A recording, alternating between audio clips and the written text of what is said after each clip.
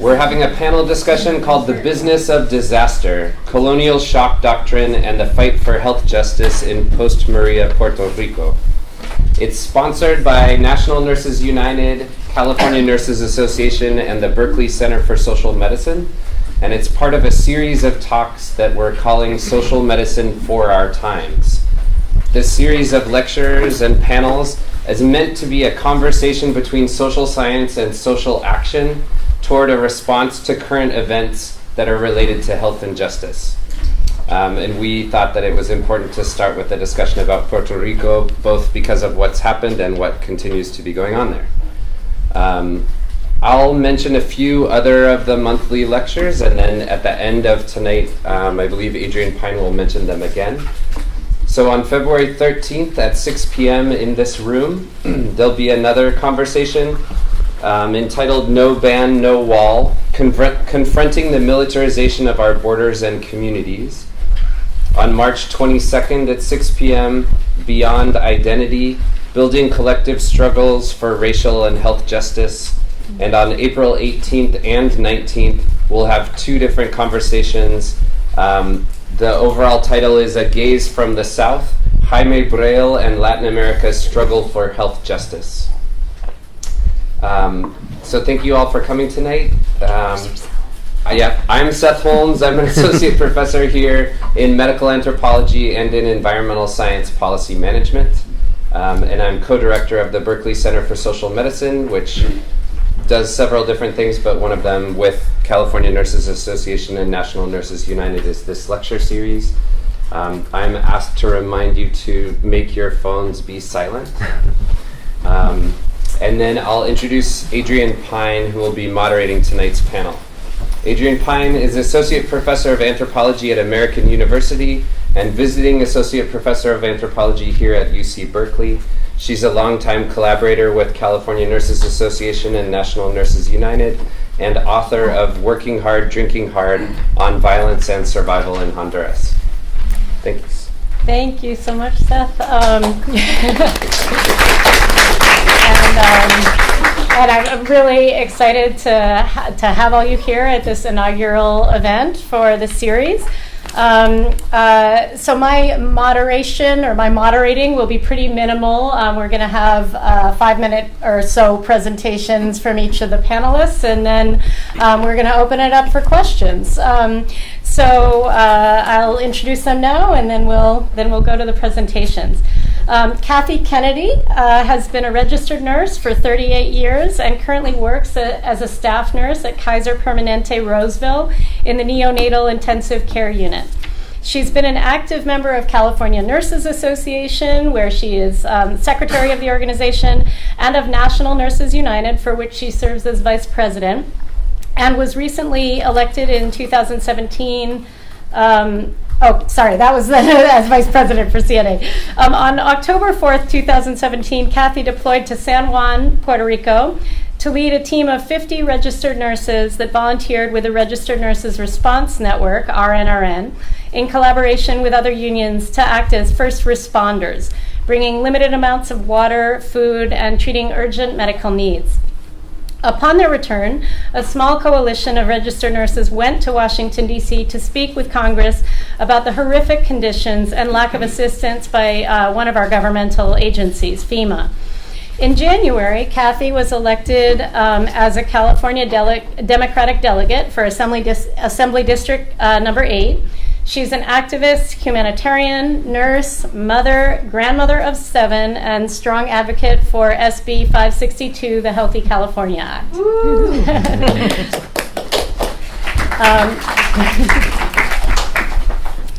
Javier Arbona is a Puerto Rican scholar on faculty at the University of California, Davis. Arbona holds dual appointments in the Departments of American Studies and Design and is affiliate faculty of the Cultural Studies and Geography graduate groups.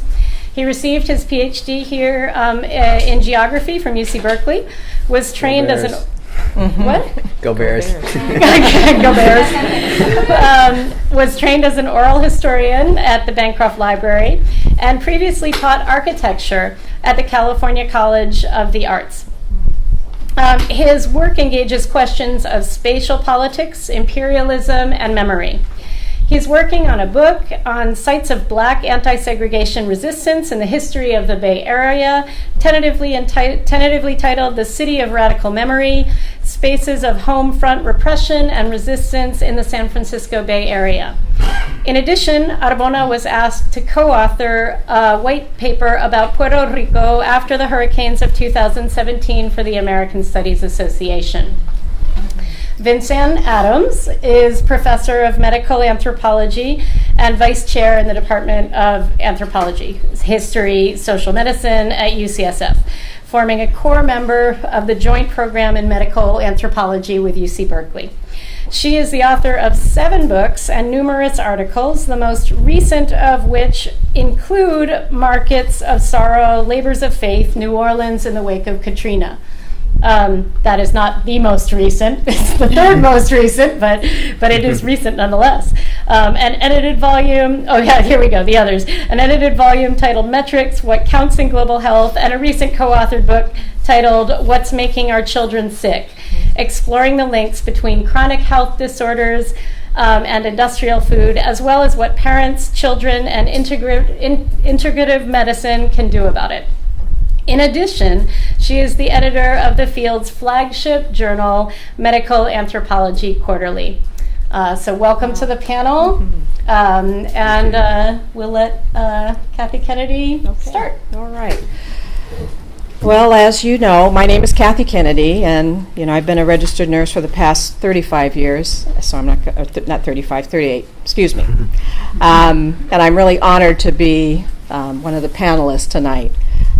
Back in October of 2017, I went to Puerto Rico as a volunteer nurse and the team to lead 50 registered nurses who were deployed with the RNRN, which is the Registered Nurse Response Network, a disaster relief program of my union, California Nurses Association, National Nurses United. RNRN, working with the AFL-CIO, which was coordinating with the Puerto Rican Federation of Labor, as well as the San Juan Mayor, Carmen Cruz, who had recently made a plea to help on national-wide television. I'm sure you saw that. Our team of 50 nurses joined over 300 skilled union members, including doctors, plumbers, electricians, truck drivers, and others who brought over 35,000 pounds of supplies. One of them is actually here tonight. Michael was one of the PAs that went down to Puerto Rico with SEIU, so it's nice to see you, Mike.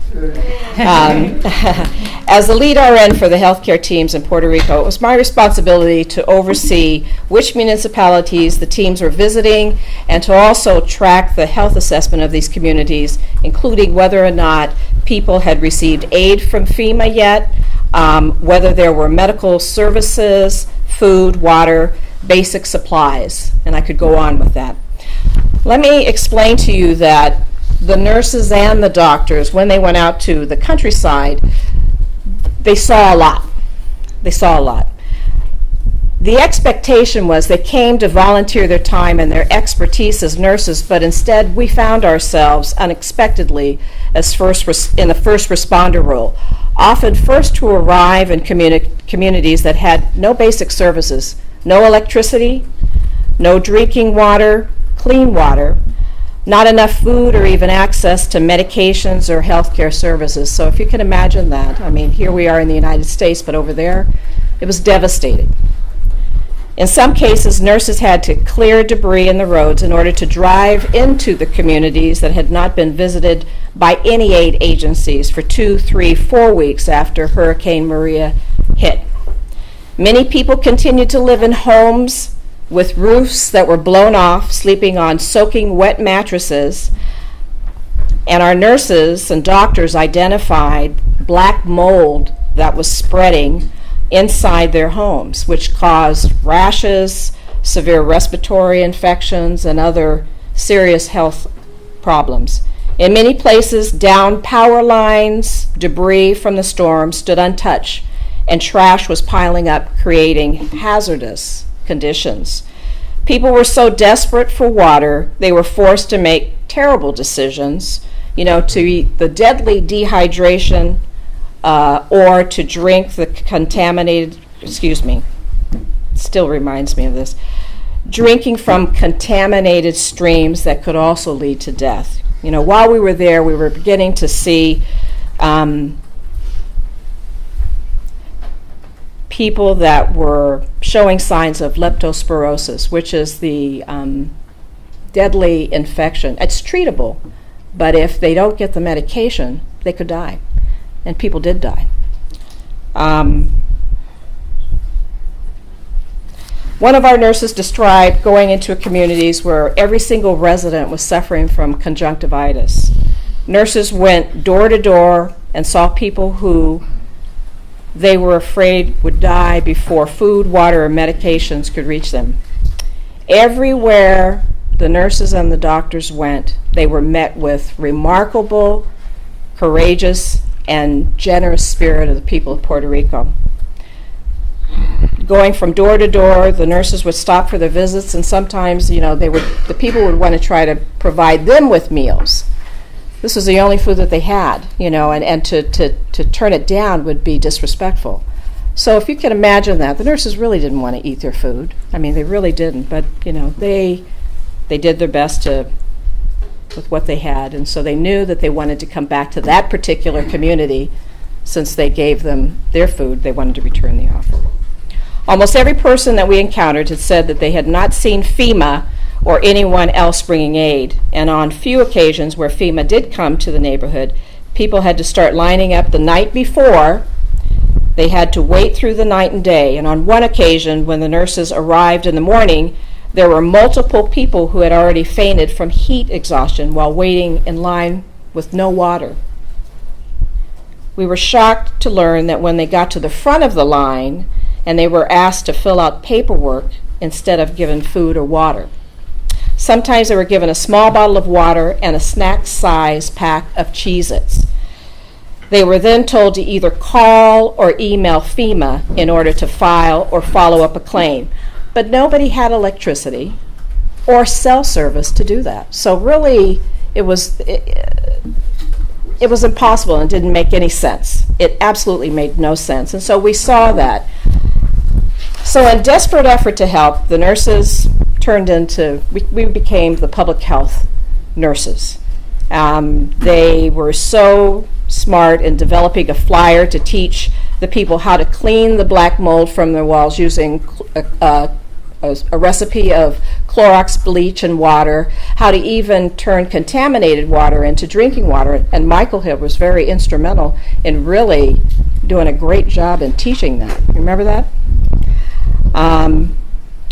I'm personally very proud of all of the nurses, the NPs, the PAs, the physicians that worked hard. And one of the things that we did, because the nurses were so frustrated and they felt that they didn't do enough, one of the nurses who was born in Puerto Rico had a map. And so the decision was let's try to map out exactly what we did. So at least when they came home in the evening to our compound, the nurses and everyone could see exactly how much of an impact they did on the 15 days that we were there. So if you're looking at this is the island of Puerto Rico, and so the red is healthcare, the green is food, and the blue is water. So we originally started out in San Juan, and the nurses and the doctors and everyone really wanted to go beyond San Juan.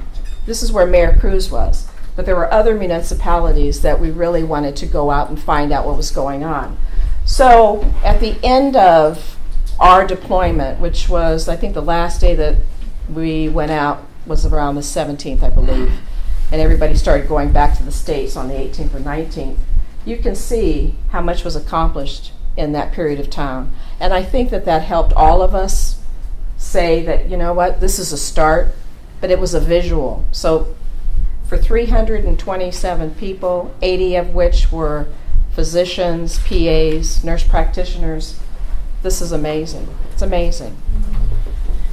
It pains us to know that many Puerto Ricans and the volunteers on this deployment provided the only aid that they received, and it was only a temporary buffer between life and death.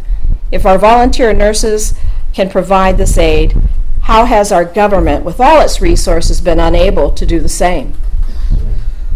Systematic failure, layers of pharmacy, no cash, nothing. I mean, it was really unbelievable. It's unconscionable that the people of Puerto Rico are being left to suffer and die. Our nurses witnessed a humanitarian and healthcare crisis when we were there. We know that our government has the power to bring relief to those who are suffering.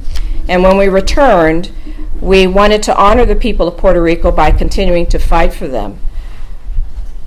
We switched gears and became patient advocates to social justice advocates, and we used our voices to advocate for Puerto Rico to get the aid that was so desperately needed. So I was one of several that went to Washington, D.C., and we did media interviews to keep the spotlight on Puerto Rico. And I was asked to testify at the Energy Subcommittee, at the House Energy and Commerce Committee, about these experiences. And we also held a press release demanding that Congress act on Capitol Hill. So we did a lot of things. We also had an opportunity to meet with Senator Bernie Sanders for about 30 minutes because he was also going to go down to Puerto Rico towards the end of October, so that was good. And then we also had an opportunity to meet with FEMA to let them know exactly what we saw, what they didn't do while we were there. And so they tried to explain how that was a little glitch, that we have since changed how they did things. So I think we helped them to do the right thing. And I'll end with saying that we will continue to speak out and be an advocate. And I'm so very grateful to be a part of this discussion tonight. And we do have a team down there right now, a small group, and working with the International Medical Corps.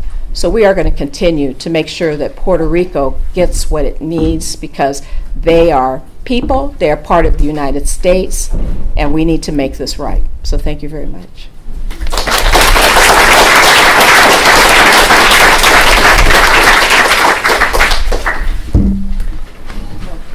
Okay. Thank you. Thank you very much for organizing this. It's really an honor to be here, and I think it's a very important conversation to have. I'm going to try to keep my remarks pretty brief.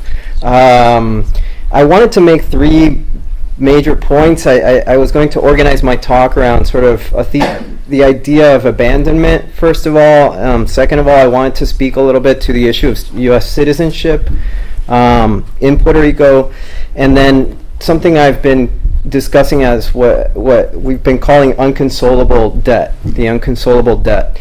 And I want to be careful to also, just before I forget, I've been working on a piece with Marisol Lebrón, and so a lot of this discussion comes out of this writing that we've been doing together, so I want to make sure that, I'm not going to read anything from the piece, but some of these ideas are things that are in the process, and I don't know if some things will get cut by an editor, but if you hear some of these terms, it may appear later on in an article coming out. And we're also working together on that piece, that working paper for the American Studies Association, I think.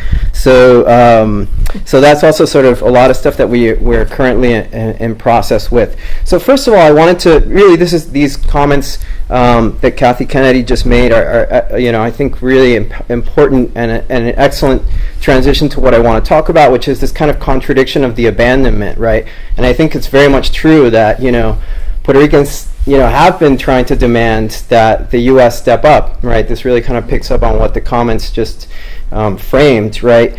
But there's a certain kind of tension there, because you're always asking for what also comes with many strings attached, and historically has come with strings attached since 1898, right? Since the Spanish-American War and since Puerto Rico became a colony of the United States. So the abandonment problem, it's something that, and I understand we often kind of do it in conversation. We may talk about the U.S. abandoning Puerto Rico.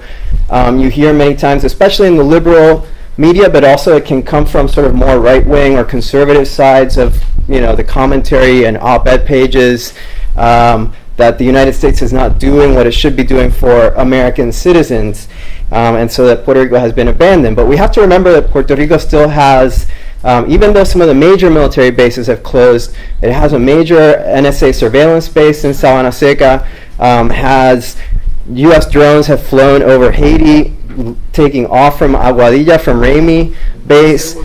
Sorry?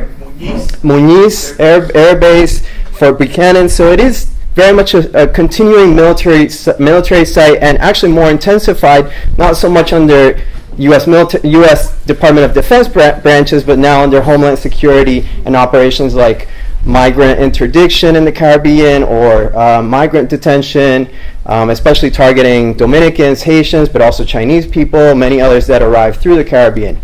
So that's one angle that I wanted to mention. There's also a sort of another side of that, of course, the other part besides the military and securitization angle is also that Puerto Rico has not been abandoned by U.S. banks. In fact, the Fiscal Control Board is very present there, trying to extract, charge the entire debt that that Puerto Rico supposedly owns for municipal bonds. And you may have seen in the news lately that the Power Authority now is in this process of being privatized, which is incredible because while taxpayers in the U.S., while there's still money, it's a very confusing situation because while FEMA and the Puerto Rican government is putting money into repairing a system, it's in the process of being privatized. It's being put into private hands. So how is that going to work out? Nobody knows. That's been very much in conversation in the last couple of days.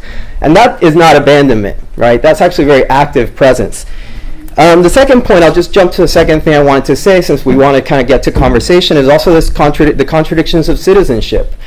You will hear that Puerto Ricans are U.S. citizens, by and large, but let's not forget that there are also many more people who do not have U.S. papers, but can be our Dominican brothers and sisters, can be Haitians, can be Jamaicans, can be many Cubans. There are many other nationalities represented in Puerto Rico, and many of those lives also kind of have gotten erased in this whole discussion in a season when there has been widespread destruction not only in Puerto Rico but across the Caribbean and the U.S. Gulf. Texas, Hurricane Harvey, etc. So citizenship has also been a very confusing and contradictory experience because on the one hand, there are supposed to be certain things guaranteed by citizenship, but it also restricts whether one could travel. If one needs medical attention and would want to go see a doctor, saying Havana, then your travel is restricted. So it also immobilizes at the same time. So that's also been another condition I want to mention, because also as we open this up to a larger conversation about borders and a changing climate, we have to also think about these kinds of issues of what these papers mean in terms of being able to seek help somewhere else, or if you want to go move in with your kin in another country, or if you wanted to go, let's say we forget about Spain as the previous colonizer, but they're not really welcoming Puerto Ricans to go back either, right? So there's also that issue of how it restricts that mobility. And so the third point I want to hit on, what I said about the this thing that I mentioned as unforgivable debt. The unconsolable debt, which is it's the flip side of the debt that is not forgiven, by the United States, and that is causing widespread poverty, that's causing immiseration, the cutting of pensions, teachers' pensions, closing of schools, etc. What I mean by that is that, and I think what the presentation we just heard really framed a kind of suffering, a kind of experience that is in many ways very, very difficult to put into words, and it's very profound. It's not so simple to just say, well, some kind of aid and some kind of development is going to mitigate and is going to really kind of compensate for what has been a very long-standing historic kind of suffering. So the debt that the United States has with Puerto Rico cannot be easily consoled, and cannot be so easily repaired. And so that actually, I think that in the whole discussion, which I appreciate very much, there's also been something that that becomes this form of compensating or making up for what are very deep wounds that just development is not going to instantly sort of repair and put back together. And I think that kind of gets us back to the issue of sort of, I wanted to sort of conclude with some comments as what would need to happen, right? Besides, beyond just kind of an aid package or what some people have talked about as a kind of a new Marshall Plan for rebuilding Puerto Rico, I believe it goes beyond to fighting against the debt crisis, right? Fighting for debt forgiveness for Puerto Rico. Also, really kind of discussing this issue of citizenship and what that means in terms of who can ship goods to the Caribbean, to Puerto Rico. It means sort of really questioning that as a concept, right, and putting that on the table. As I recognize that we're in the struggle right now of also, sort of getting citizenship protections for, DACA recipients in the United States too, which is of course a very necessary struggle because it means, things like families being able to stay together. But it's also questioning what that concept at a larger level is and does and how it operates. And finally, I think the last thing I'll say is, again, the question of decolonization, right, comes back again and again. It's part of what I think it's sort of an answer to that unconsolable debt, right, that we have to kind of, with this moment, also then push that conversation, push that struggle forward. So I'll end there. Thank you.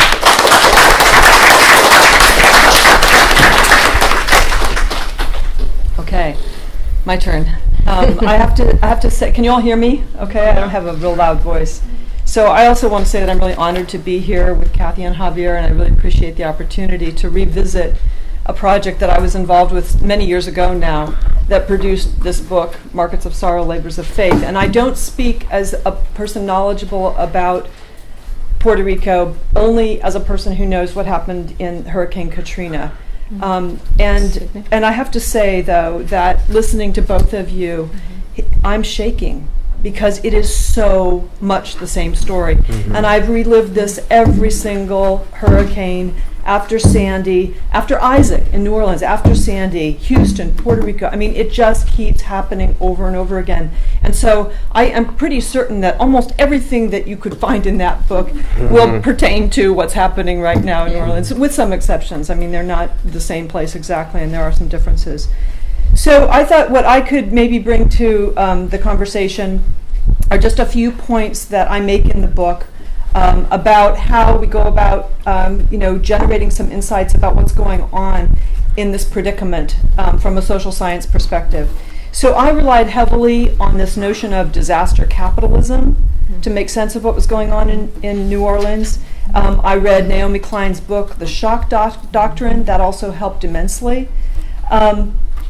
So in this sense, what I mean by disaster capitalism is that the cause of the disaster and the recovery were both tied to forms of market-driven governance in which responsibility for protecting against the floods and helping in the immediate aftermath and the long-term recovery was shifted from the government to the private sector, subcontractors, and ultimately to volunteers. So, for instance, the breach of the levees, you all know the story, the breach of the levees from the destroyed wetlands because of the oil industries and the shipping lanes that were built could be traced to the revolving door relationships between government contractors and companies like Halliburton and Bechtel Corporation. That revolving door made sure that the federal agencies that were responsible for protecting the levees and making sure they could withstand a storm like this were protected, and it didn't happen because they were investing in wars in Iraq. In the immediate aftermath, the subcontracting to private companies occurred, especially to companies like Halliburton and Bechtel again, but also to Blackwater Services, now XE Services, which meant that the immediate response was militarized, resulting in various forms of racialized trauma and violence, not to mention huge delays in getting help, as the funding lined the pockets of the contractors who were not accountable to anybody. The long-term recovery was also a largely private sector ordeal and for-profit affair in which all the resources for recovery were passed through banks, for-profit companies that were masquerading as public-private partnerships like ICF Corporation, which did the Road Home program, and then, of course, the infamous SBA Loan Program, which was designed to make sure people could get loans to rebuild when the insurance refused to pay. or when the government funding wasn't given to them, which was true in almost 90 to 100% of the cases. Either not enough money was given or no money was given at all. And this is especially true for African American communities where less money was given. So I write that the delays from these mechanisms of recovery were caused by unnecessary profiteering on the part of companies that watched their shareholder value grow while with each new contract for rebuilding, while people got worse and worse and were delayed longer and longer. The effect of these delays is what I call the production of a second-order disaster or chronic disaster syndrome. I've written about that, where people were stuck in limbo for not months, but years. 3 years, 4 years, 5 years, 6 years in many cases, waiting for funds to rebuild, for insurance to pay, going into huge debt in order to rebuild. And here too we saw the workings of disaster capitalism. For instance, the FEMA trailers that people were provided with were offered to people at $25,000. And people wondered, why did they have to pay $25,000 for them? Of course, that was rescinded when they found out that they were full of formaldehyde and causing people to get sick. Well, guess how much Halliburton and Bechtel were paid for each trailer that they built and shipped to New Orleans? $229,000. Wow. So this story just went on, no matter what you looked at. Meanwhile, the mortality rate went up in the 2 years after Katrina, up, not including the rise from the storm and the floods itself. Went up in the years after Katrina. There was limited access to medical care, medicine services. There was the trauma of the shock and the loss. Chronic disorders from stress were rampant. Suicides escalated. The other thing that I document in the book is the privatization of the city, like you were talking about. And this wasn't just in the way that recovery happened. It was also in the school system and in the healthcare infrastructures. I mean, you take a blank slate, and this is what Naomi Klein talks about with shock doctrine. You take a blank slate, you rebuild it with corporate investments that hope to make a profit on these things. So all the schools were charterized. All the public housing got torn down, even the ones that weren't destroyed by floods, and rebuilt as multi-income units so that people who could pay for mortgages got to move into them. Meanwhile, people on Section 8 housing, if they had used their Section 8 housing in any other state, they were not allowed to use it again back in Louisiana. So there was a massive displacement. And also the healthcare institutions. The public health institutions were completely bankrupted, and private sector companies came in and replaced them. Charity Hospital was destroyed, Oakshire came in, and Tulane came in. So I also talk in the book, and this is so that was the failure part. That's the markets of sorrow part. The labors of faith part is about how what really happened to rebuild New Orleans ultimately was the work of charity and volunteers who came in from all over the world and parked themselves in City Park and came back year after year after year. I get very emotional when I talk about it. And organized themselves through their churches and through their organizing in the neighborhoods, and they rebuilt the city. So when I write about it in the book, I tell a kind of cautionary tale about this, because everyone loves to think that the charity sector really is going to solve the problems. But I think we have to read this, and then what I do in the book is talk about how it's really tied to this larger movement toward a kind of government, we call it neoliberalism, that wants the government to get out of our business and not take care of us anymore. And so the 1,000 points of light instruments that were built by the Bush presidency first have really taken hold and allowed the volunteer sector and the charity sector to take the place of the safety net in most places, not only in our country, but certainly in cases like this. And this is a serious problem. So it's the flip side of privatization, because it is allowing the private sector to do it. Now, it's a wonderful thing, but it can't do the job. And it shouldn't be done while $5 billion are going to companies that aren't doing anything. Why isn't that money coming to these organizations? But I also talk about how it's a really insidious kind of cycle where we're being tasked for double labor on this effort, so that we not only work to make a living, to pay our taxes so the government can give the money to contractors, but then we're asked to pay of our own money to go and do the work from the ground up, to do the volunteer work of recovery. So it's what I call the poverty factory. So that's probably worth a conversation. It's a challenging model, but it's something that's worth paying attention to. But then the third thing I wanted to point out is that I think that all these disasters we're talking about, of course, they're not isolated incidents. And after the shock doctrine, I read This Changes Everything, the other book by Naomi Klein, which really is the other book we all need to be paying attention to, because this is the reality of climate change, that these disasters are coming over and over again. I write in the book that Katrina is the future, and it's certainly playing out that way. And I read this book recently by a problematic figure named Peter Sloterdijk, who wrote a book called Terror from the Air. And he talks about the way gas was used to change as a form of terrorism during the World War I first, and then the gas chambers, and then so these ways of making the environment uninhabitable should be seen as forms of terrorism. And I actually think that that model is something that we have to think about in relation to climate change and holding accountable these companies that are actually making this possible. I actually just had a long conversation with an Exxon Mobil engineer who said, oh yeah, they talk about doing climate change, solar energy. I've never seen anybody actually working on it. It's a complete farce. So in the view of that, the notion that I think that we should think about this as there are these zones of inevitable disaster, the places that are off the fiscal radar, they're seen as too poor, not powerful enough, they're racialized as not needing to be there, or they're what our new president calls shithole countries, right? And New Orleans felt this way when it happened to them. They were abandoned. They were off the map. They were too black to be taken care of. And it makes it, these places are the ones that are likely to become the inevitable disaster zones. And it makes it, and these places are the least likely to be able to get traction on accountability as the man-made natural disasters grow in number and intensity. And so I would say invisibility is the new politics of exclusion under conditions of disastrous climate change. So, that's all.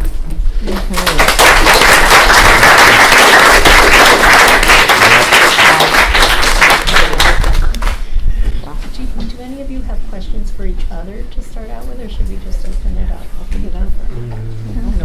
No, We okay. might come up with other questions. Yeah. What? I'm thinking about a lot of things, but we can go to questions. Yeah. Okay, so I guess we'll just go to questions then. There's a hand right there. So.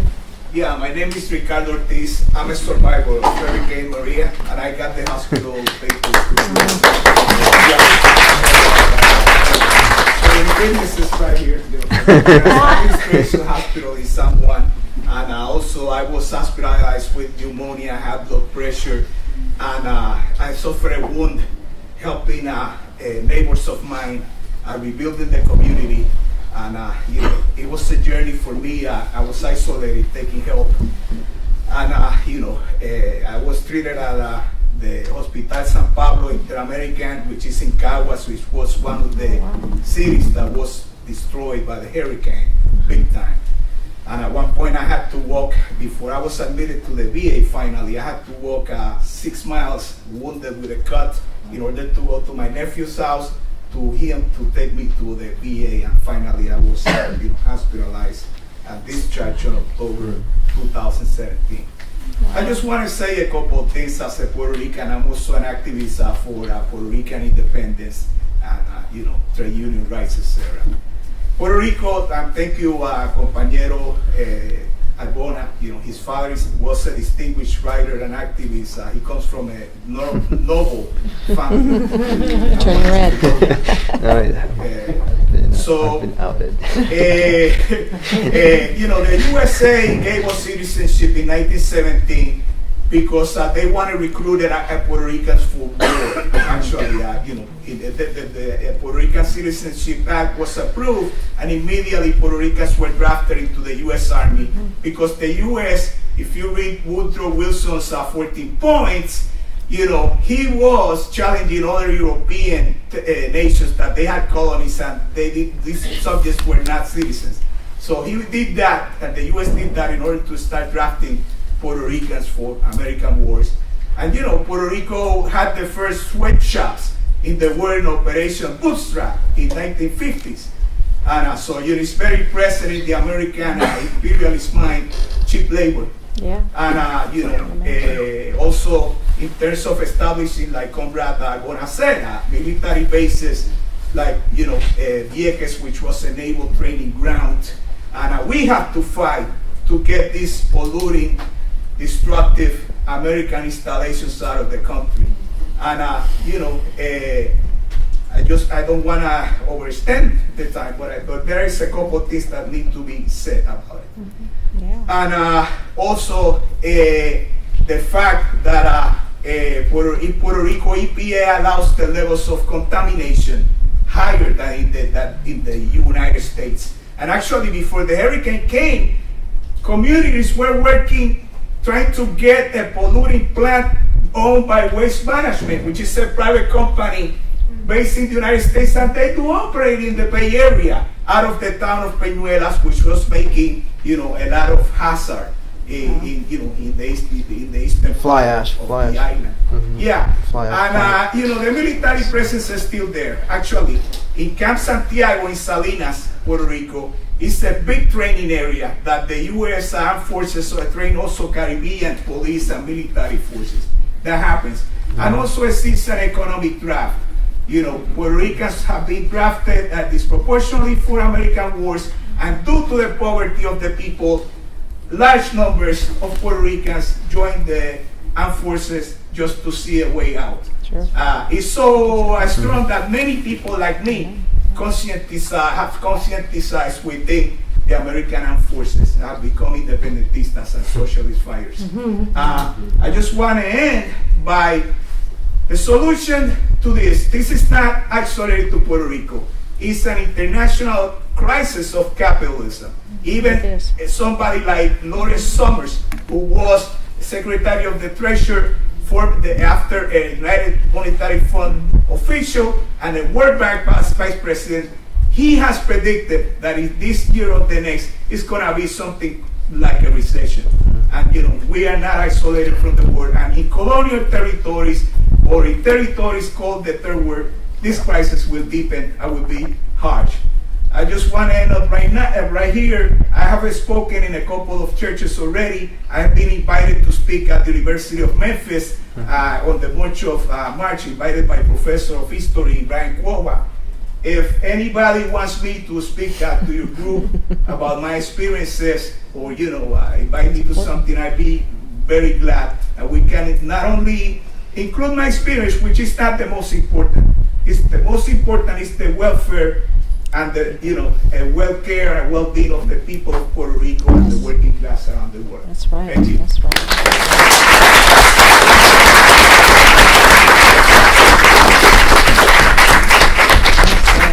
Well said. My name is Laura Chagara. I'm Puerto Rican, and I got trapped. I went to Puerto Rico to help my family after Irma, and so I got trapped with Maria, and I had to spend the time over there. I got lucky to come back here.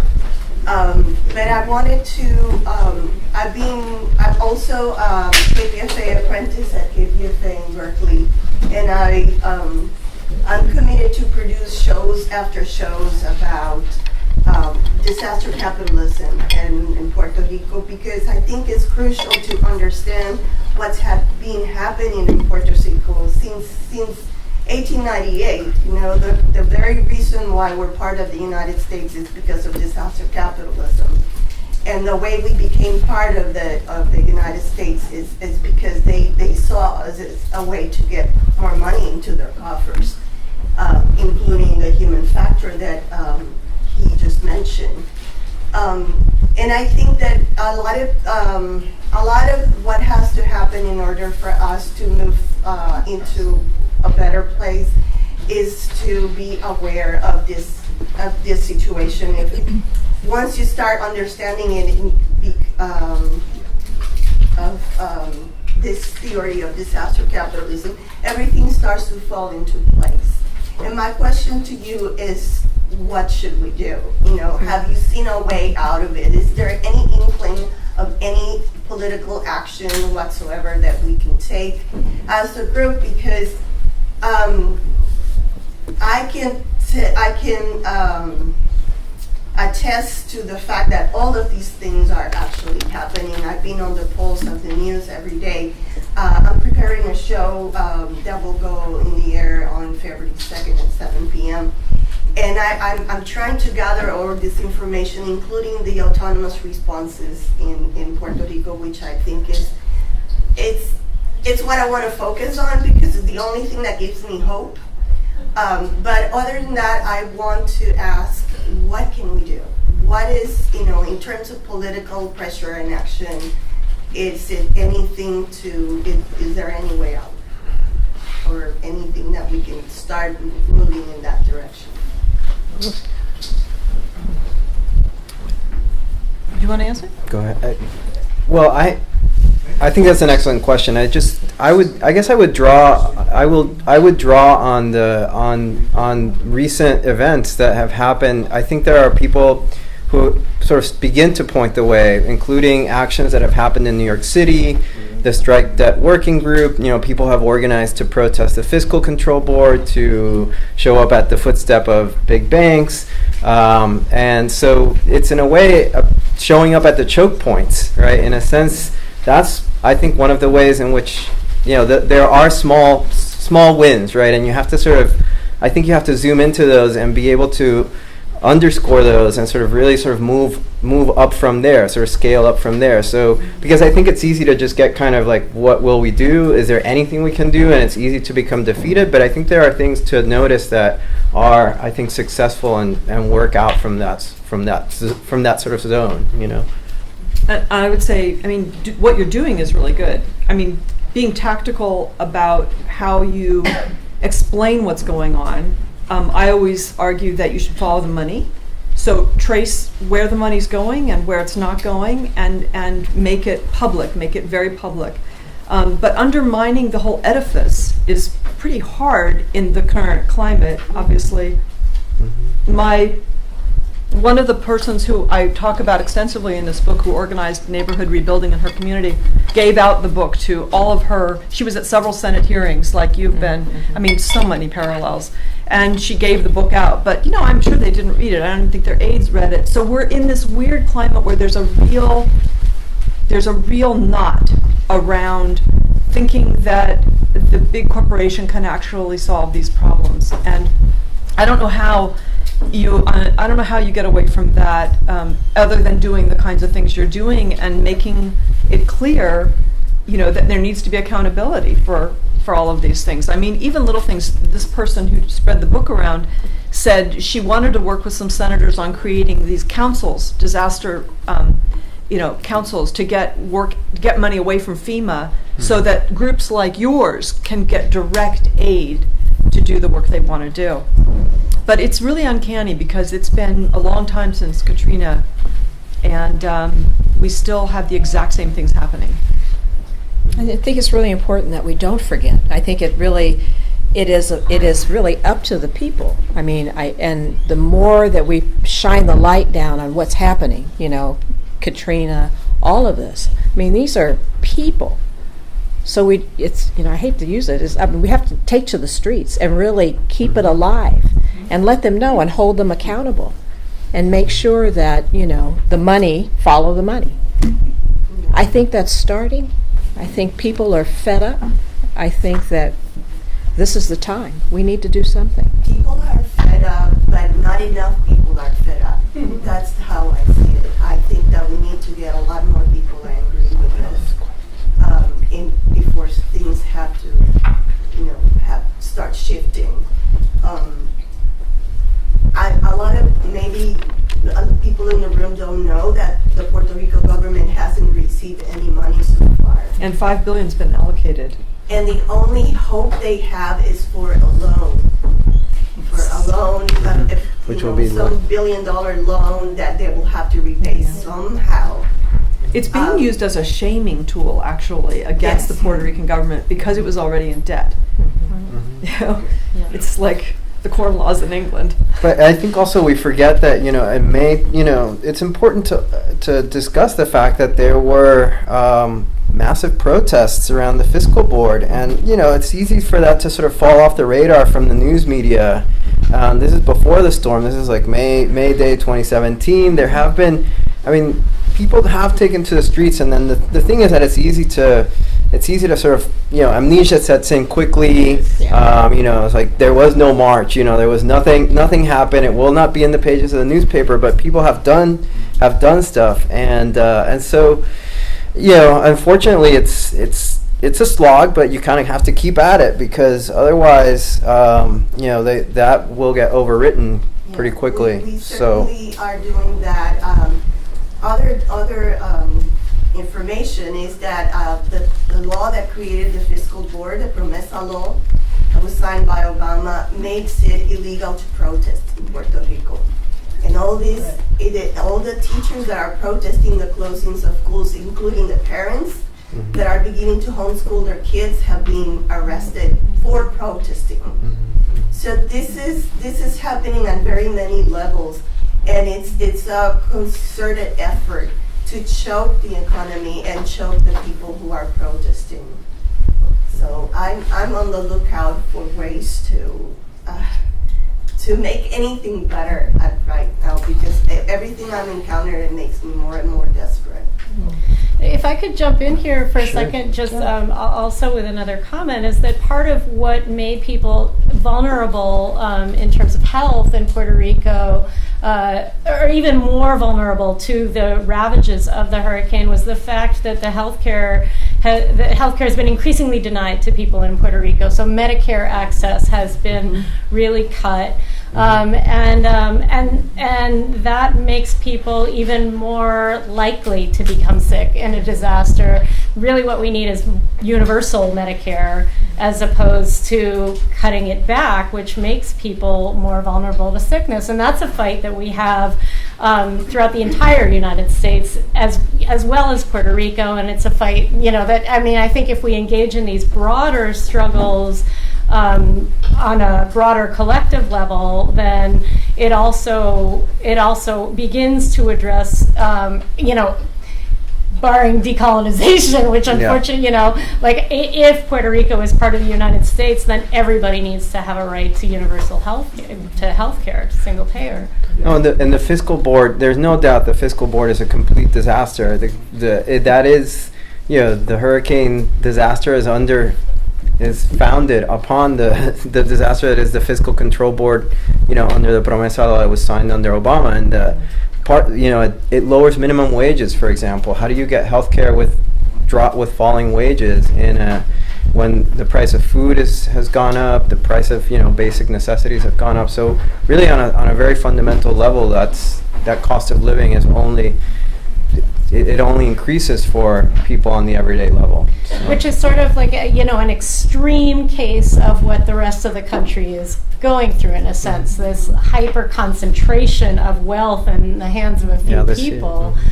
So I think fighting it nationwide is linked to fighting the violence that people in Puerto Rico are suffering at a higher level. There's one thing, that I would like to say about, the two comments that have been made. Particularly, there are small places in the world that recently have achieved big victories, so I'm sure that pessimistic point that, the professor over there shares. Less than a year ago, in French Guiana, a country of 500,000 people, they made a general strike against austerity measures, and they brought the French government to bargain with them to not take these austerity measures. In 2008, in the French Antilles, in Dominique, Guadeloupe, and Réunion, there was a general strike that lasted more than a month in these small countries, and the French government sent military police, armed forces groups, and these people were able to defeat the might of the French Empire. They couldn't privatize what they had in mind. They couldn't reduce benefits that they had in mind, the French government. So these small territories were able to achieve this. And if we kicked out the American Navy out of Vieques, the almighty American Navy, we can do it. Of course people can do it. It's not that way. So the power of the people can do it. Yesterday, the governor of Puerto Rico announced the privatization of the electrical energy resources company. And that was something that was cooking a couple years before. And actually, if you watch my video that I made with the working week in KPFA, I did predicted that. And I predict that they will go for the state insurance company, for the Seguro del Estado, and for the Water Resources Authority. So, I mean, if people organize over there and waive general strikes and fight-backs, they could be able to defend, their gains. Actually, we have to remember our own Puerto Rican labor history. In the year 1974, there were more than 30 important strikes at the same time. In the Water Resources Authority, in the electrical company, the workers still organized. The governor, Hernandez Colon, mobilized the Army National Guard, which is a United States Army unit. And you know what happened? It was a victory for all these workers that were organized, because it shows if we organize nationwide, if we are disciplined, and we have a program, we can beat these people back. So stop the negativism and and be optimistic, and we can win, and we should go forward. Thank you. There's your hope. All right. Hi, my name's Mari Matsog, and I'm a volunteer with the Bob Vincanne Institute. He's developed the new synthesis of communism. He's done a lot of work on this question of, okay, America has never been great, and this has been the relationship. Why are these places suffering in the first place? And it's got to do with capitalism and imperialism, which is bottom line. However, right now, the difference between now and Katrina is we have an entire federal government that is celebrating the punishment of Puerto Rico, that is openly saying, these are shitholes, these people literally, and this is, I read a New York Times article that said, Trump, the regime, is going to cut off the humanitarian aid in Africa and put what little left money into militarization. Okay, this is a whole strategy and change, which is punishing and is going in a genocidal direction for people of color within this country and around the world. And this is huge. This is militarization. Did you see the military budget they just passed? With tactical nuclear weapons, and they're talking about why can't we use them? And they're cutting the State Department Yes. with it. No, this is insane. We are in the middle of a sea change here, which is dramatic and horrifying. And yes, millions of people need to be in the streets in a sustained political way, because how are we going to stop fascism? This is not legitimate. They are breaking all the rules right now and making it so your election in 2018 will be meaningless, essentially, because they don't give a fuck. I'm telling you, they're talking about launching a war in order to be able to advance this in the face of that. So I just want to say, this suffering that you're describing, and it is all over the world, and it's from this system, but it's also, there's a moment here. And I want to talk about this blend. We would sit there and watch this go. We went to New York, to the Trump Towers, and threw paper towels the following day after he threw paper towels at the people. We threw it at Trump. People came down and just threw them. Good. The insult, right? The insult to that. But at the same time, there is something very huge, and we got to put our heads together right now. Because it's not going to turn around through this tweak or that tweak, or even the Workers United will never be defeated, because they do get defeated. And we might get defeated. And that's not a good thing. Well, I'm a firm believer in getting the vote out. I think, you have to do what you can. Yeah. But then there's other things. Midterms, you're talking about the big thing, the big problem in the room. But I think in terms of Puerto Rico, I think Puerto Rico has a problem of visibility. And it's got, there are several agendas that are at stake here. More from, like you were talking about brilliantly, the abandonment and then the strings attached of not being abandoned. There's a really complex set of problems. They don't go together. The agendas don't always go together on that. But or that the agendas work. In a way, the agendas are. They don't work together, but they work perfectly well and at the same time very intensely, which is to sort of dispossess, but then also repossess. Ignore. Right? Like dispossess and then privatize that beach or privatize. So that's sort of the phenomenon. I also want to address the fact that one of the issues in Puerto Rico is that the struggle is complicated. Is complicated by the fact that about 400,000 people have had to leave. So, and people have to leave. It's no doubt that people have left out of different desperation, medical needs, trying to go somewhere where they can even find refrigeration for their insulin, whatever it is, to care for an elderly, whether they leave with a set of parents or their mother or because they have to go somewhere where they might be able to get slightly better care. And then maybe they get to Camden, New Jersey and find out that Camden, New Jersey is equally screwed up, but which has been a very kind of traumatic experience too, of a coming and going.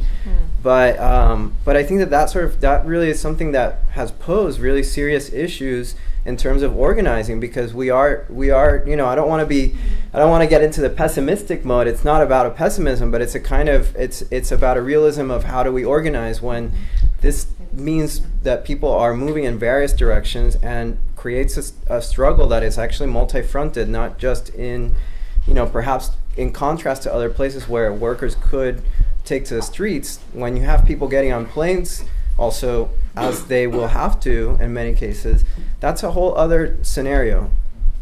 So it's not impossible, but it's a different scenario. There's a question. Do you have a question? Oh, what? Yeah, no, absolutely. You had a question back there. The disaster capitalism responses to Katrina and Maria, how were they different? I don't really know, because I haven't been studying the Maria case. From what I was hearing here, it sounds like there are some similarities. I would imagine that there are these questions about, from everything I've read in the newspaper, it sounds very reminiscent of Katrina. I don't know where the money's going. I know where it went. When the government allocated the money for rebuilding in Katrina, it went to a private company called ICF International, which built this thing called the Road Home Program. That got a large amount of the money. Some of the money went to the Army Corps of Engineers. Some of the money went to Halliburton and Bechtel. In fact, a lot of the money went to them, to these contractors. And I don't know where it's going. That's why I was saying be curious to follow the money. It doesn't seem like any money's getting to Puerto Rico. It seems like like New Orleans, most of the recovery is happening through volunteer help right now. So differences.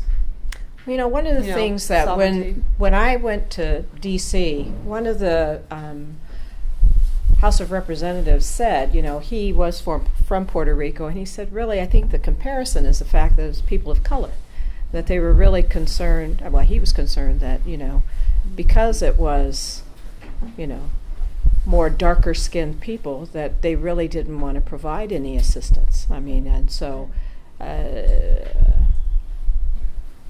it's unfortunate. I think that, as in Katrina, it was like, where was the government? They really kind of pushed everything aside. Mm-hmm. So when I was in Puerto Rico with everyone else, we really felt that there was a warehouse of water, mm-hmm. and it wasn't being distributed. We discovered that. So clearly, it was neglect. And these channels of distribution are very tricky. Even in New Orleans, there were buses waiting at the edge to go in, and they weren't allowed in because they didn't have the contract. Or they were told that they had to have the ships request. That were outside that were waiting to take people out. Yeah. Mm-hmm. But I think Puerto Rico is more invisible than New Orleans. Yes. I think people in New Orleans could get their face on the national media, and people in the U.S. felt like New Orleans was part of the U.S., even though people in New Orleans don't think they're part of the U.S. But in Puerto Rico, actually, as you know, I've read 54% of Americans don't even know Puerto Rico is part of the U.S. I think for me, what was also really disturbing is when we were there, the USNS Comfort. I don't know how many of you know this. This is a ship. This is a hospital. So and it came to Puerto Rico, but it was based. They positioned it way over here. Now the Port of San Juan is over here. Wouldn't allow it to come in here. So it was stationed way out here. Now, and then we were told that if anybody needs any help or medical services, it has to be from physician to physician. So the Comfort couldn't go into the island to help people. They had to wait to be asked, which was really unfortunate until we made a point of it. And so finally it moved from here to San Juan. And then it started seeing people. Yeah. So I'm from Puerto Rico, and I spent the winter break over there. I just wanted to comment on some of the similarities of Katrina and Maria. I mean, I don't know too much about Katrina, but for what you have mentioned, I can clearly see how what you say about the responsibility shifting from the government to the private sector and then to volunteers is actually happening. In the news, like almost every week, there is something about a new contract that the government signed, or for example, Whitefish for the electricity. Yeah. A company that had 2 people, and they gave all the responsibility of rebuilding the electricity in Puerto Rico. Also, last week there was another contract that I don't remember even what it was, but after the government was under fire, they said it was the cheapest that, in terms of what they offer. So we said yes. So in that case, it's like these companies are profiting from the disaster, even though sometimes they're not even like the right company to fix the problems. So I live in the mountains in Puerto Rico, where the help is actually not getting there too much as compared to San Juan. So if you go to Puerto Rico, you go to San Juan, you think that nothing happened there. Yeah. There was no hurricane at all. Like you go outside of San Juan to the mountains, and it's like the hurricane happened last week. So it's very heartbreaking, even from the plane, seeing all the blue, I don't know how you call them, tarps, in all the houses. So from the help that in my city, all of them that I recognized were from actual volunteers. I didn't see any company or anything. I just saw the Red Cross once in one of the biggest communities in my city with a tent providing free Wi-Fi for people. So I think that's good. But apart from that, everything was actual volunteers that were giving, for example, resources that were donated from people and not from the government or anything like that. So in that case, then we are actually seeing similarities to what was happening in Katrina. Yeah. Thank you. Oh, yeah. I want to kind of build on this conversation to think about these parallels between these 2 disasters, and thinking about if we look at what the state does in its relationship to capital, we see incredible parallels. But I also think we need to look at that other pillar of the activists and volunteers who are going down, and how there's been a shift, or Cathy Kennedy's talk is showing us there's been a shift in the way that volunteers respond. So if we think about Katrina, what we see 10 years after the event is many of those volunteers stuck and took up the space and gentrified that city in the face of displacement. And what these volunteers are doing is quite different, right? This workers' brigade didn't just witness the suffering in this space, but came directly back, went to legislators and called politicians that they'd leveraged the profession as workers with to be accountable to what they were seeing. And so I want maybe, Cathy, if you can talk a little bit more about how it is you built that position, the capacity as an organization, as an individual, as a nurse, to meet with these legislators to demand that they do something in response to what you've been seeing, right? Your goal was not to stay there, but to get out and get the services that people needed on that broad structural level. Well, you know, like I was saying, I think a lot of the nurses and doctors really saw that this was just a small piece of it, because they did see that they wanted to find out where was FEMA. So we decided that, you know, we would take the small coalition, and we went to DC to really speak up and let them know what we had uncovered, and ask those hard questions. Well, not hard questions for us, but it was, you know, here was your process, FEMA. But it really didn't make any sense if people didn't have electricity or any cell phone access to even start that process. And then you know, we had one nurse that was able to really take a look, really drill down and say, okay, if I filled out this FEMA form, what exactly am I going to get? How much money am I going to get? And it was really remarkable. I mean, the disparity of the money if they ever got it. As well as the distribution of water and food, and why was it held up in warehouses. So we asked those questions, and they said to us that was a mistake. That was supposed to be the snack pack, the Cheez-Its and stuff. That was supposed to be the snack pack. They were really supposed to get other foods. So we kind of called him on that. So really it was pushing forward, really asking those questions and waiting for a response. So one of the things when I testified, I think the ranking member of this particular committee really wanted to subpoena and bring forward FEMA to really talk about what exactly happened and what was going on. So that was a good thing. And as you know, as nurses, we care about our patients day in, day out, and we will continue to fight for the rights of any human being to have health care and basic needs, food and water. So.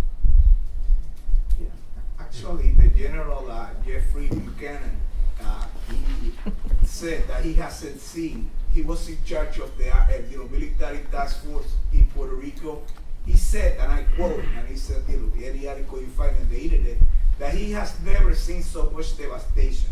I mean, that's a lot to see from a combat soldier. To say that, I mean, it tells you something. More than Katrina, more than anywhere that he had been. Huge.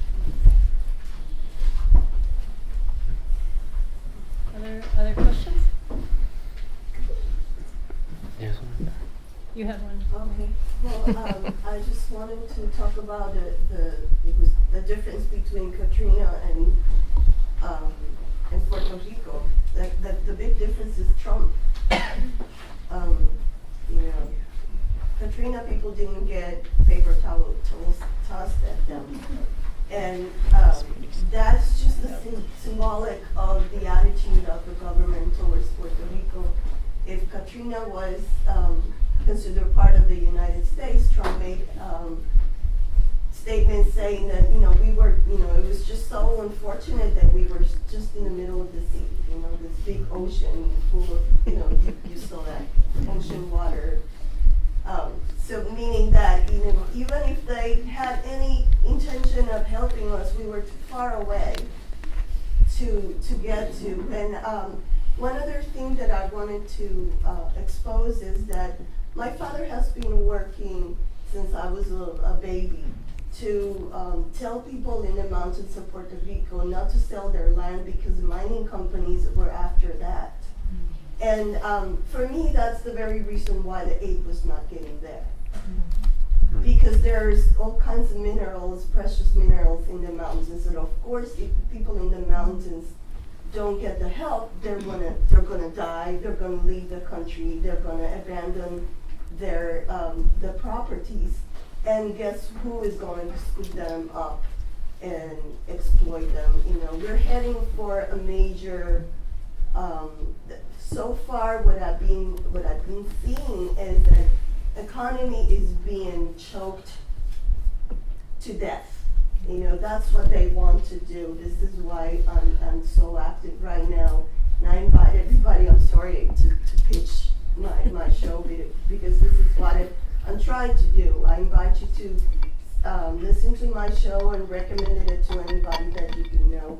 Because, hopefully something good is going to come out of this. And I invite anybody who wants to get into a think tank and come up with some things that we could do. One other thing is that it's been happening in Puerto Rico is colonialism since the very first day. Believe it or not, a lot of people still think that they are going to become a part of the United States, that we're going to achieve statehood. There's a lot of people that are very convinced, including in my family, that believe that the government of the United States is very benevolent and they really love us, in spite of everything that we've been discussing today. So this is one other thing. I don't want to be negative, but this is why I'm doing what I'm doing. I need to expose all of this because one of the people that I need to convince is the very Puerto Ricans who are still believing that something good, like I call them the people who believe in Santa Claus, because they really do believe that there's something good in the North Pole that is going to bring them all kinds of good stuff.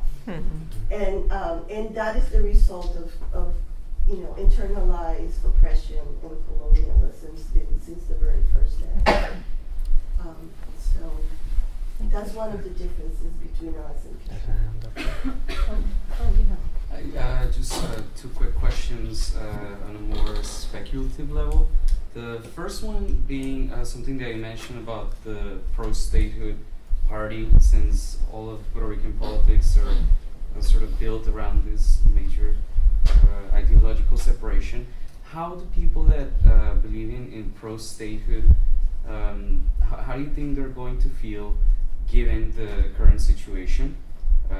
And granted that the second part of this speculative question, if the independence movement gains traction, there is a much deeper question of, well, do Puerto Ricans really have the organizational capacity to build an independent state at this point, given what the devastation that has occurred? I mean, I think if I understand the first question about the sort of the statehood or response, right? It's a very powerful party in Puerto Rico, and I mean, one of the things I have observed is there are very interesting sort of expressions that seem to kind of come out in the media and different interviews where somebody will say, I have a son or a daughter that is stationed in Alaska at a military base. I've voted for statehood, and now they're sort of saying, well, what has happened, because I have family that serves, or maybe I'm a veteran, and where is the assistance, right? So that's sort of also one version of that abandonment hypothesis. Who knows what's going to happen in the future? But I think that's a kind of that there's a nucleus there of some kind of conversation that can happen, some new political sort of opening that takes place. At the same time, the statehood party is very well positioned to exploit the whole situation, I think, as you're also maybe pointing towards. So I don't know what's going to happen next. I can't predict that future. In terms of the second question, I also think I don't necessarily have a very, personally, and maybe there are other people in the room that do, but I don't know that it would be, what would some other form of sovereignty look like? And I don't have a perfectly well formulated answer to that question. Or is it some other kind of post-sovereign condition that would need to almost be, would have to be imagined from here on out of this, one could say this is almost a new kind of disaster in an age of climate change. It's not, again, I think it's important to connect it to other hurricanes that have happened recently. And there's a new hurricane season almost coming up in 6 months again. So unfortunately, that's also, it's not just one disaster, but a kind of entirely changing climate, coastlines, entire ecologies. I think there are issues here as to how urban space, coastal zones are being completely restructured, and that also means all kinds of reinventions and reimaginations of politics too. So I don't have I'm afraid I don't have a very concrete answer to the question, like this is what will happen, or the independence movement will suddenly be reinvigorated. But I think that it does require new forms of imagining those politics. So very quickly, can you just clarify how the pro-statehood party is benefiting from this? From what I've known and from what I observed, Luis Fortuño, who's former governor, is lobbying in Washington D.C. with a law firm, right? So you have people like Rosselló's father is also very active. Just wrote an op-ed recently.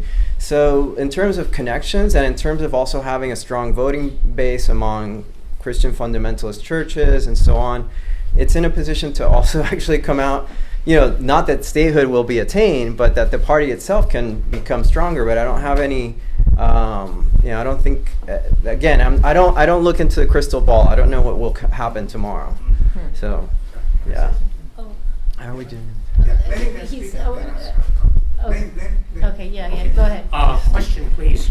Is there any body of opinion or any body of literature on Puerto Rico and a possible sovereignty association relationship, perhaps comparable to the former UN trust territories of the Pacific Islands, the Marshalls, the Northern Marianas, allow as examples. And the reason I ask is that even though Puerto Rico is a commonwealth and Hawaii is a state within Hawaii, there is a body of literature and there is a body of opinion and some people advocating for just that. The cases are not exactly parallel, far from it, and yet it lends itself to analogy. Anything at all on Puerto Rico in that regard? As a sort of as a pan-Caribbean, almost as a pan-Caribbean federation, or if I understand the question? Freestanding by itself. The UN Trust territories were broken apart into several, and eventually they achieved a form of sovereignty or quasi-sovereignty in alliance with the United States, with US zip codes, and yet foreign sovereign entities in their own right.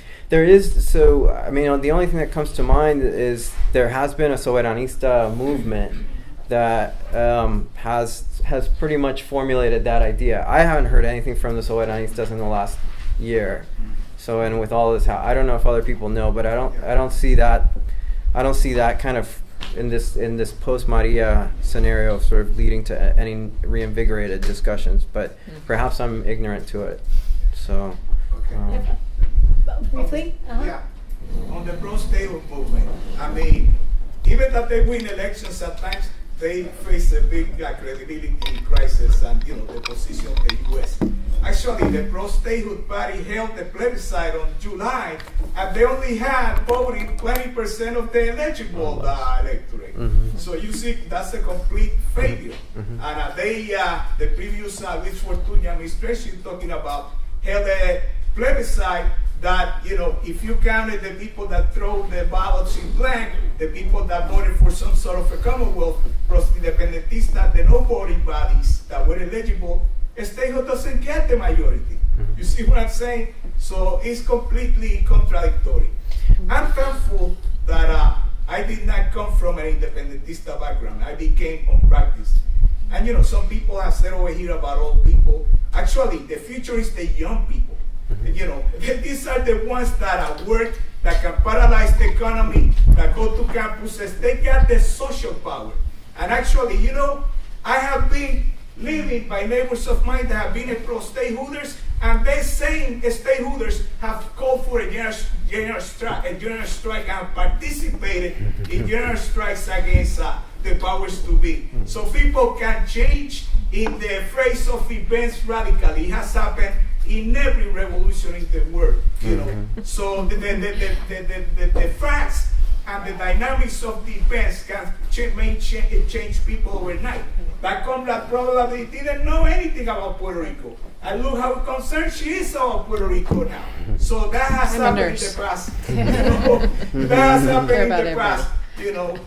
With our people, things can change, and the organizer, the leader, has to always pose a question, step to the table, and thinks that you're gonna win and be victorious. If not, definitely you lost before you even started. And I think that, in the history of Puerto Rico, we have achieved great victories, and we can continue to do that. And certainly, I'm placing everywhere that I go my little grain of salt. Are there any other questions? Thank you for this event. Sorry? Thank you for this event. Thank you so much, much to everyone, the for coming. panelists. This has been such a great discussion, and I'm really glad that it was the inaugural event because it's such a powerful and current and urgent topic. So thank you. I want to remind everybody that we do have 4 more events this semester. On February 13th, 6 p.m.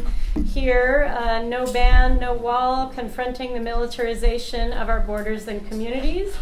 March 22nd at 6 p.m., the event will be called Beyond Identity, Building Collective Struggles for Racial and Health Justice. And April 18th, A Gaze from the South, and that's the Latin American social medicine event that will be held in the Archaeological Research Facility. More information about the events will be available on the Berkeley Center for Social Medicine website, and of course also on the California Nurses Association and National Nurses United websites and Facebook pages. So again, thank you everybody so much for joining for us for joining this us. first event. And we hope to see you at the coming ones as well. And thanks for